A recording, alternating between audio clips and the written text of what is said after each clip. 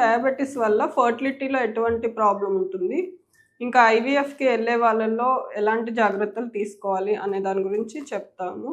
జనరల్గా fertility evaluation వచ్చిన కపుల్లో ఎప్పుడు కూడా కామన్ టెస్ట్లో ఒక షుగర్ ఎవాల్యుయేషన్ కూడా ఉంటుంది. డయాబెటీస్ ఉన్న వాళ్ళలో అంటే హై షుగర్స్, బ్లడ్ షుగర్స్ ఉన్న వాళ్ళలో ఫర్టిలిటీ మీద కూడా ఎఫెక్ట్ ఉంటుంది అనమాట. జనరల్గా మేల్లో సెమెన్ అనాలిసిస్ చేసినప్పుడు డయాబెటీస్ ఉన్న వాళ్ళలో ఎక్కువ శాతం మొటిలిటీ తగ్గుతుంది. దాంతోపాటు మార్ఫాలజీ అనేది కొంచెం ఎఫెక్ట్ అవ్వచ్చు, కౌంట్ కూడా తక్కువ ఉంటుంది, డిఎన్ఏ ఫ్రాగ్మెంటేషన్ అనేది హైగా ఉండే ఛాన్సెస్ ఉంటాయి, ఎగ్ క్వాలిటీలో ఎఫెక్ట్ ఉంటుంది. దాంతోపాటు ఇంప్లాంటేషన్ అంటే బేబీ అతుక్కోవడానికి యూజ్ అయ్యే ఫ్యాక్టర్స్ కూడా ఆక్సిడేటివ్ స్ట్రెస్ వల్ల కొంచెం ఇంప్లాంటేషన్ కూడా తగ్గుతుందన్నమాట. So hope this video is informative for you. Thank you very much. Sperms అనేవి ఫ్రీజ్ చేసి ఆ ఫ్రోజన్ స్పర్మ్స్ని మళ్ళీ ఎలా యూజ్ చేయాలి?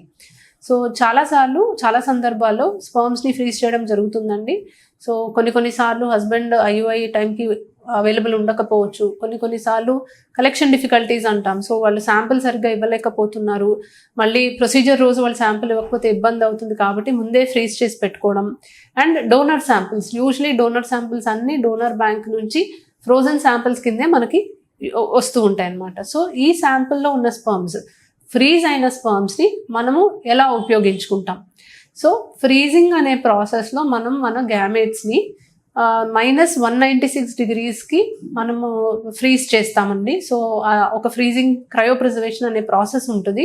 సో ఈ ప్రాసెస్ ద్వారా ఆ సెల్స్ని -196 degreesకి మనం పంపించి దాన్ని స్టోర్ చేయడం జరుగుతుంది.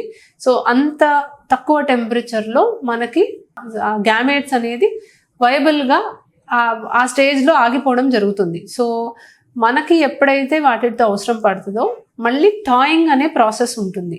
సో ఎలాగైతే మనము టెంపరేచర్ని -196 degreesకి తీసుకెళ్తామో అలాంటిదే టాయింగ్ ప్రాసెస్లో ఆ -196 degrees నుంచి మన బాడీ టెంపరేచర్ అంటే 37 degreesకి తీసుకొచ్చే ప్రాసెస్ అనేది ఉంటుంది. సో కొన్ని థాయింగ్ మీడియా ఉంటాయి, లైక్ విట్రిఫికేషన్ సొల్యూషన్స్ ఉంటాయి. విట్రిఫికేషన్ చేసిన తర్వాత ఫ్రోజన్ గ్యామెట్స్ని మనం స్టోర్ చేయడానికి కొన్ని స్ట్రాస్ ఉంటాయి. అలాగే మనకి స్పర్మ్స్ని ఫ్రీజ్ చేసినవి కూడా క్రయోలాక్ వైల్స్ లాగా ఉంటాయండి. సో వాటిని మనం మళ్ళీ మనకి బాడీ టెంపరేచర్కి తీసుకురావడానికి కూడా ఒక ప్రాసెస్ ఆఫ్ థాయింగ్ అనేది ఉంటుంది.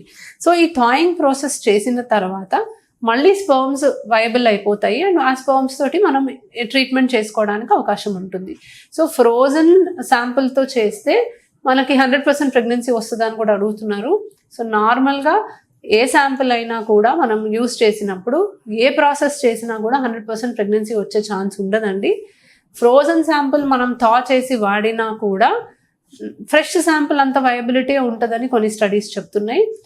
As a personal experience frozen sample కన్నా ఫ్రెష్ శాంపుల్కి ఎక్కువ సక్సెస్ రేట్ ఉంటుంది. In terms of IUI success rate చూసినా లేకపోతే ఎంబ్రియో ఫార్మేషన్ చూసినా కూడా ఫ్రెష్ శాంపుల్కే మేము ఎక్కువ ప్రిఫరెన్స్ ఇస్తామండి. బట్ ఒకవేళ ఫ్రెష్ శాంపుల్ పాసిబిలిటీ లేదు అన్న వాళ్ళకి definitely frozen third sample is also a good alternate option. So అసలు ఆప్షన్ లేదు అన్న దానికన్నా కూడా ఇది గుడ్ ఆల్టర్నేట్ ఆప్షన్ అనే చెప్పుకోవాలి.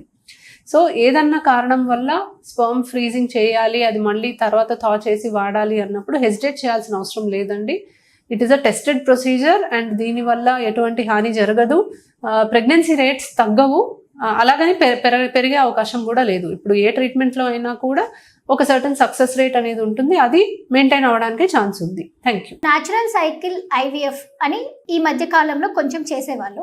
కొంతమందికి ఎక్కువ ఇంజెక్షన్స్ అంటే భయం ఉండడం వల్లనో లేకపోతే ఆ ఇంజెక్షన్స్ ఆ బాడీకి సహకరించకపోవడం వల్లనో న్యాచురల్ సైకిల్ ఐవీఎఫ్ అనేది ట్రై చేస్తుంటారు.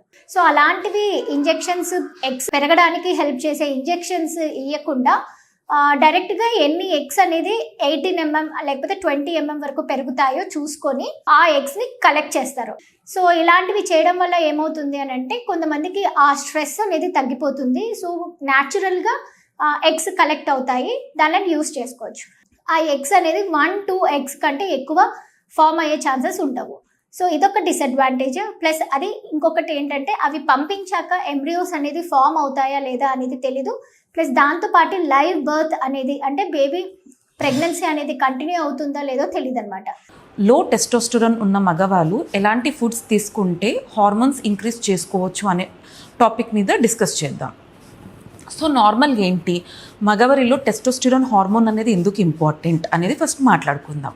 సో యూజువలీ మనకి టెస్టోస్టెరాన్ అనేది టెస్టిస్ లోపల ప్రొడ్యూస్ అవుతూ ఉంటుందన్నమాట.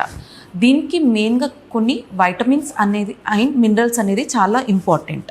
అవి వచ్చేసి మెయిన్గా zinc, vitamin D and magnesium and అలాగే కూడా కొలెస్ట్రాల్ అనేది కూడా చాలా ఇంపార్టెంట్. సో ఈ టెస్టోస్టెరాన్ అనేది ఎందుకు ఇంపార్టెంట్ అంటే, టెస్టోస్టెరాన్ హార్మోన్ వల్లనే స్పర్మ్ ప్రొడక్షన్ అంటే కణాల ఉత్పత్తి అనేది జరుగుతూ ఉంటుందన్నమాట. సపోజ్ టెస్టోస్టెరాన్ డెఫిషియన్సీ ఉన్నప్పుడు ఆటోమేటిక్గా కణాల ఉత్పత్తి తగ్గిపోతుంది, కౌంట్ కూడా డ్రాప్ అవుతుంది అండ్ అలాగే ప్రెగ్నెన్సీ రేట్స్ కూడా తగ్గుతూ ఉంటాయి. అండ్ అలాగే టెస్టోస్టెరాన్ మెయిన్గా మగవారిలో మజిల్ మాస్ ఇంక్రీజ్ చేస్తూ ఉంటుంది.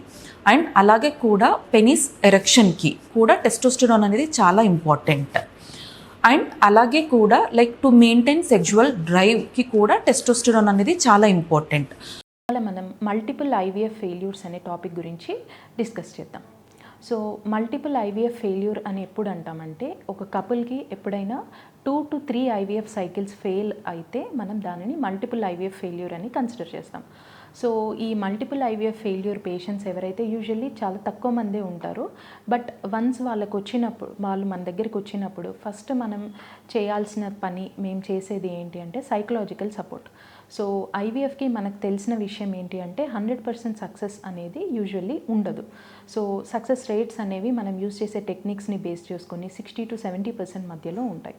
సో అలా చేసినప్పుడు యూజువల్లీ చాలామంది కపుల్స్ 1, 2 ఆర్ మ్యాక్సిమం 3 ఐవీఎఫ్స్లోనే ప్రెగ్నెన్సీ అనేది వాళ్ళకి వచ్చేస్తుంటుంది. బట్ కొంతమంది ఏంటి అంటే even after 2 or 3 good attempts వాళ్ళకి ఫెయిల్యూర్ అనేది జరగడం జరుగుతుంది. సో ఇలాంటి పేషెంట్స్కి మనం ఏం చేస్తామంటే, ప్రీవియస్ హిస్టరీ ఏదైతే ఉందో దాన్ని థరోగా ఎవాల్యుయేట్ చేయడం జరుగుతుంది. సో అందులో మనం తెలిసే విషయాలు ఏంటి అంటే, మెయిన్గా చూసే విషయాలు ఏంటి అంటే వాళ్ళ ఎగ్ రిజర్వ్ ఎలా ఉంది అండ్ స్పర్మ్ పారామీటర్స్ ఎలా ఉన్నాయి. సో అవి ఆప్టిమల్గా ఉన్నాయా, లేదు అంటే లో రిజర్వ్లో ఉన్నారా, లేదు అంటే హై రిజర్వ్ అంటే పీసీఓఎస్ పేషెంట్స్లో హై ఉంటుంది. సో అలాంటివి ఏమైనా ఉన్నాయా, లేదంటే స్పర్మ్ పారామీటర్స్లో మనం చూసుకుంటే తక్కువ కౌంట్ కానీ తక్కువ మొటిలిటీ కానీ ఇలాంటివి ఏమైనా ఉన్నాయా అనేది మనం టెస్ట్ చేస్తాం.